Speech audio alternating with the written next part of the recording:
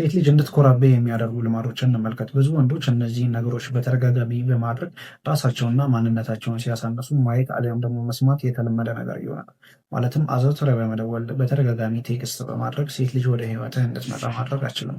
ወደ ህይወትህ ብትመጣም ልክ እሷን ወደ ህይወትህ ለማምጣት የለመንከውን ልመና በእድሜ ዘመን ሙሉ ያን ፍቅር ወይም ደግሞ ያን ግንኙነት ለማቆየት በግንኙነት ውስጥ ለማኝ ትሆናለህ ማለት ነው። ለዛ ነው በነገራችን ላይ ልመና ውስጥ መግባት የሌለብህ። አንደኛው ነገር እሷ እንድትኮራብህ ያደርጋል።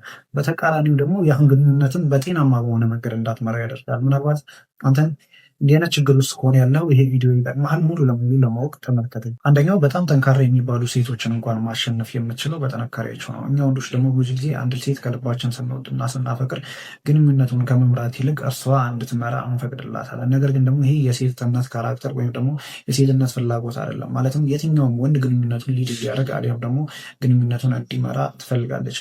ምናልባት ያቺ ልጅ ምንም አይነት ችግር የለባትም ይሆናል። ማለትም ፋይናንሻልም ሊሆን ይችላል፣ ኢሞሽናልም በጣም ጠንካራ ነች ብለህ ልታስብ ትችላለህ። እዛም ይሆናል ግንኙነቱን እርሷ እንድትመራ አንተ ምንም አይነት ስህተት ላለመስራት፣ ነገር ግን እርሷ ግንኙነቱን ሊድ እንድታደርግ ትፈቅድላታለህ። ያኔ እርሷ አንተን መናቅ አሊያም ደግሞ አንተን አለማክበር ትጀምራለች ማለት ነው። ምክንያቱም እንዳልኩ የትኛዋም ሴት ማለት ኢንተረስት የሚኖራት አሊያም ደግሞ እዛ ግንኙነት ላይ ሙሉ ለሙሉ ፍላጎት የሚኖራት ወንድ ልጅ ግንኙነቱን እስከመራ ድረስ ብቻ ነው። ያለበዛ አንተን ኢሞሽናሊ ያን ያህል ደካማ እንደሆንክ አድርጋ ማሰብ ጀምራለች። ለምን ይመስላል? በጣም ከወደዋለሁ፣ በጣም አፍቀዋለሁ፣ ነገር ግን ብለው ያቆማሉ። ምክንያቱም ግንኙነቱን መምራት ሲሳን ነው። ከልቧ ልትወድ ይችላለች፣ ከልቧ ልታፈቅር ይችላለች። ያ ማለት ግን ግንኙነቱን መምራት ትፈልጋለች ማለት አይደለም። አንተ እንደ ወንድ ግንኙነቱን እንድትመራ ሜዳውን ካለህ ሰው መምራት መቻል አለብህ ማለት ነው። በነገራችን ላይ ሴት ልጅ ወንድ ልጅ ማለት ፊዚካሊ ብቻ አይደለም ጠንካራ እንዲሆን የምትፈልገው። ልክ ፊዚካሊ ጠንካራ እንደሆንክ ያህል ኢሞሽናሉም ከሷ የተሻልክ ጠንካራ እንድትሆን ከሷ የተሻልክ ግንኙነቱን መምራት እንችል ትፈልጋለች። ሰው ይህንን ነገር የማታደርግ ከሆነ ግን ቁጥር አንድ የሚያስንቀህ ባህል። ሁለተኛው ነገር መራቅ እንደምችል ማሳወቅ መቻል አለብህ። ይህንን ስለ ጤናማ በሆነ ግንኙነቱ ዘለህ ለመራቅ ሞክር ወይም ደግሞ እንደዛ አይነት አክሽን አሳይ ያልኩ ማለት አይደለም። ነገር ግን ግንኙነቱ ጤናማ እንዳልሆነ ከተሰማህ ወይም አንተን የያዘችበት መንገድ ማለት ለአንተ በሚገባው አይነት መንገድ ካልሆነ ልትረቃት እንደምችል አሊያም ከህይወቷ ልትወጣ እንደምችል ማሳወቅ መቻል አለብህ። ምክንያቱም የትኛውን ሰው ማለት ይቻላል ማለት ስታስበው መራቅ ለሚችል ሰው ማለትም ከህይወታችን በቀላሉ መውጣት ለሚችል ሰው ዋጋ እንሰጣለን። ምክንያቱም ያ ሰው የተሻለ እንዲገባው ስለምናምን ማለት ነው። ነገር ግን አንተ ራስን አማራጭ እንዳጣ ሰው አድርገህ በህይወቷ የምታቆይ ከሆነ ተገቢውን ዋጋ፣ ተገቢውን ፍቅር እንዲሁም ደግሞ ተገቢውን ትኩረት ላሰጥ ይችላለች። ምክንያቱም እንዳልኩት ከመጀመሪያው የሰውነት ባህሪ ነው። መራቅ ለሚችሉ ሰዎች የበለጠ ቦታ እንሰጣለን፣ የበለጠ ፍላጎት ይኖረናል። ምክንያቱም ልናጣቸው እንደምንችል ስለምናስብ ማለት ነው። ሁሌም ቢሆን እርሴ ብሎ ነው በህይወታችን የሚቆይ ሰው ላይ ትንሽ ለቀቅ የማድረግ ባህሪ ያለን። ይሄ የሰውነት ካራክተር ነው እንዳልኩ ከሆነ ያቺ ምናልባት አንተ ነገሮችን ጤናማ ባልሆነ መንገድ የምትይዝ ከሆነ ወይም ደግሞ ጤናማ ባልሆነ መልኩ ትሪት የምታደርግ ከሆነ ለተረቃት እንደምችል አንዳንድ ባውንደሪዎችን ልታበጅላት ይገባል። ያኔ በትክክለኛው መንገድ አንተ መውደድ፣ በትክክለኛው መንገድ አንተ ማፍቀር እንዲሁም ደግሞ ከመናቅ ከመሳሰሉ ባህሪዎች ማለትም አንተ ላይ እንድትኮራ ከሚያደርጉ ልማዶችን ትቆጠባለች ማለት ነው። በተገቢው መንገድ ስለምትይዘ አታድርገው። ሶስተኛው ነገር የኢጎዋ መጋቢ መሆንን ልታቆም ይገባል። ሴት ልጅ ሆን ብላ ትፈትናለች ወይም ደግሞ የምታደርጋቸውን ጥረቶች በአጠቃላይ ባላየ ታልፋለች።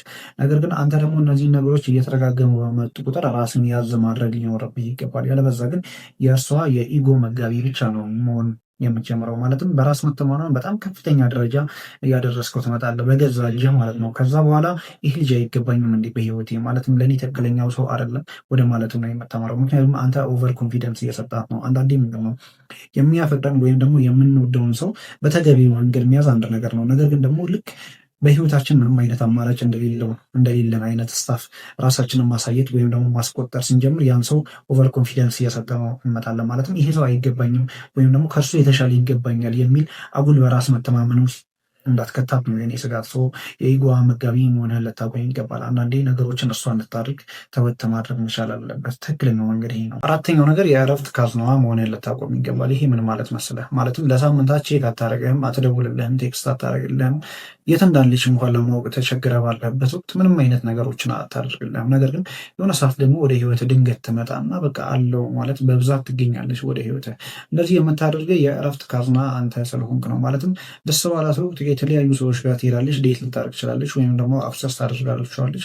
ከዛ በኋላ ደግሞ ነገሮች ጥሩ ያልሆኑ ሲመስላት አሊያም ደግሞ ስትደበር ወደ ህይወት ተመልሳ ትመጣና አንተ ጋር እንዳለች አክት ማድረግ ጀምራለች። ይቺ ልጅ አንተን እየተጠቀመችበት ያለችው ጀስት የእረፍት ካዝና ነው እያደረካት ያለችው። ማለትም በደበራት ሰዓት ወይም ደግሞ በተከፋሽ ሰዓት ከማንም የተሻለ ሰው ትሪት ስለምታደርጋት ነው ወደ ህይወት የምትመጣው። አንተ ለእሷ የእረፍት ካዝና ብቻ ነህ።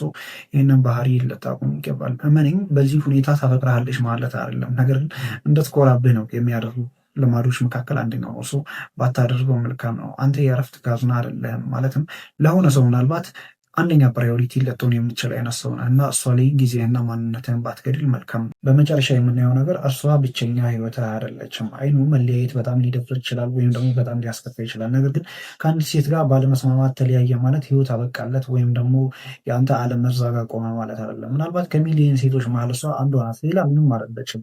አውቃለሁ ማለት ብዙ ጊዜ አብሮ ከነበረ ሰው ጋር መለየት በጣም ያደማል፣ በጣም ያማል፣ በጣም አጉል ነገሮች ውስጥ ልትገባ ትችላለህ። ነገር ግን እነዛ ነገሮች ደግሞ ማቆምና ሰርቫይቭ ማድረግ መቻል አለብህ። ማለት ብቸኛ ህይወት እንደሆነች ማስመሰል ልታቆም ይገባል። ራስን አልኮሊክ ነገር ውስጥ በማድረግ ወይም የማይገቡ ነገሮችን በማድረግ ወደ ህይወትን ለመመለስ እንዳትሞክር። ምክንያቱም ሰዎች ሁሌ ቢሆን ሙሉነታችን ላይ እኛ መምጣት የሚፈልጉት አንተን ሙሉ ለማድረግ ምንም በህይወት አንዳችን ሰው መምጣት አይፈልግም፣ ሊመጣም አይችልም። ደግሞ ሲጀመር አንተ ሙሉ እስከሆንክ ድረስና በእግረ መቆም እስከቻልክ ድረስ ብቻ ነው የትኛውም ሴት ወደ ህይወት የምትመጣው። ሰው ከእርሷ ጋር ምናልባት የመለያየት ኮንዲሽን ውስጥ የምትገባ ከሆነ ብቸኛ ህይወት እንደሆነች ማስመሰል ልታቆም ይገባል። ያ ይበልጥ እንድትኮራብህ ይበልጥ እንድትርቅ ነው የሚያደርገው። ነገር ግን በራስ መተማመን እንዳለ እርሷ መጣች ቀረች በህይወት የሚያጎለው ነገር ይኖራል። ነገር ግን አሁንም ህይወት ሙሉ እንደሆነ ልታሳውቃት ይገባል። ያኔ ከምን አይደለም ልትኮራ አንተን በህይወቷ የምታቆየ እንዴት ነው እየሳሳሽ ነው